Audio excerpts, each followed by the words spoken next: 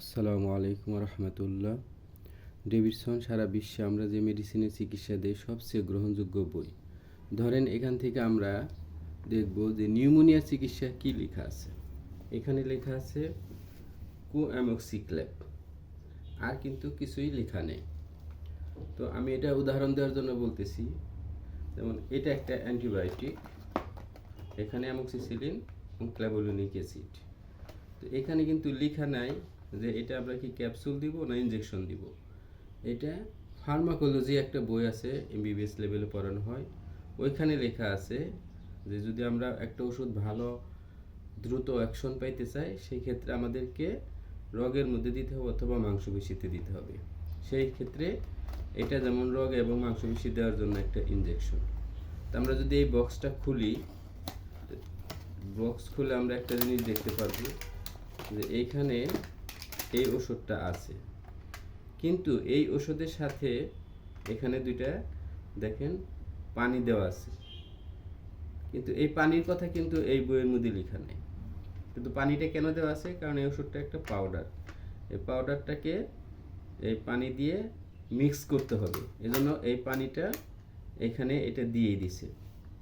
আচ্ছা, এরপরে যদি বক্সের আরও কিছু জিনিস দেখি, যেমন এখানে একটা সিরিঞ্জ দেওয়া আছে, এই সিরিঞ্জের কথা কিন্তু এই বইয়ের মধ্যে লেখা নেই, কিন্তু এটা অন্য জায়গায় আছে যে এই সিরিঞ্জের মধ্যে একটা জীবাণুমুক্ত সিরিঞ্জ থাকবে, সেটা দেওয়া আছে।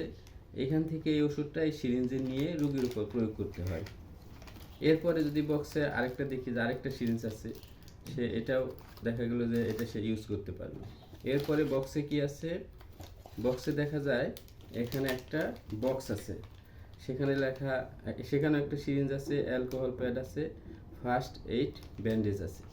এগুলা কেন দিয়ে দিছে? আমি যদি এটা খুলে একটু দেখি আপনাদের। আচ্ছা, এটা হলো অ্যালকোহল প্যাড।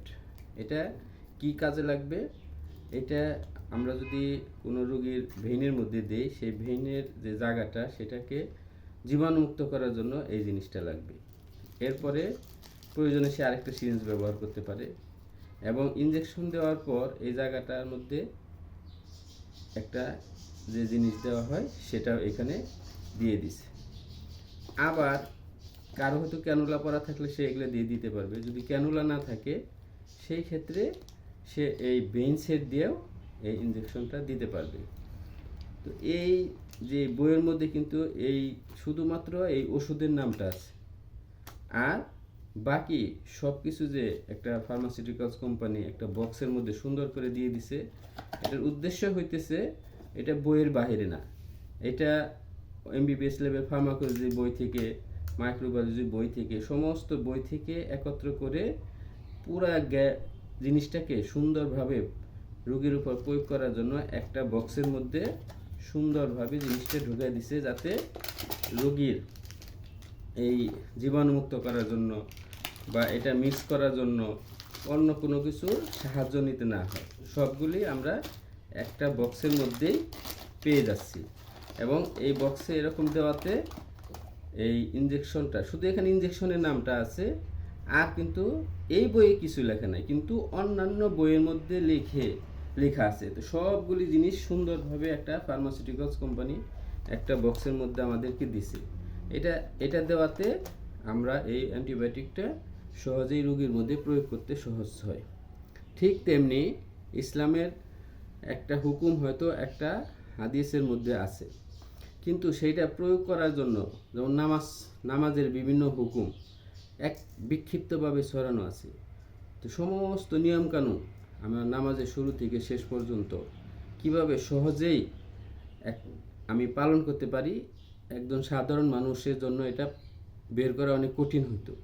সেই সমস্ত জিনিসগুলিকে, যে নামাজে সমস্ত জিনিস কিভাবে সহজ প্রথম থেকে শুরু করে শেষ পর্যন্ত সে এটা আদায় করতে পারে, সেটার জন্য এরকম বক্সের মতো করে আমাদেরকে যে সুন্দরভাবে উপস্থাপন করে দিছে, এটাকে বলা হয় মাযহাব। এটা কোনো নতুন জিনিস না, এটা হাদিস কোরআন থেকেই বিভিন্ন জায়গা থেকে বিক্ষিপ্ত আছে, সেখান থেকে এনে এরকম বক্সের মতো করে দিছে যাতে আমরা সহজে জিনিসটাকে আদায় করতে পারি। অতএব মাযহাব কোনো নতুন জিনিস না, এটা কিতাব থেকেই নেওয়া।